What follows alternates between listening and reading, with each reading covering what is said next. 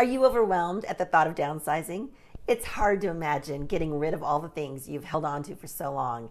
It's easier to do when you think about what your goals are for downsizing. You may want to get rid of all the things that you don't need and make room for new memories. Or your goal might be to move into a smaller home just with less stuff. But purging and decluttering can be fun.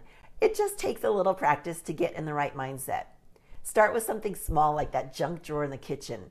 You'll feel great after it's organized, and this will create some momentum for you to continue to other rooms. Do you have a vision of your new home? Maybe a ranch style with those stairs? Perhaps a newer built home with all those modern features? Using that as a goal can give you some energy to purge. I'm working with someone a bit like you. She's starting the downsizing process, and we've been touring smaller, more manageable homes each weekend. This is keeping her excited and motivated. Do you want to see some homes that'll get you excited about the transition? Message me and let's get started.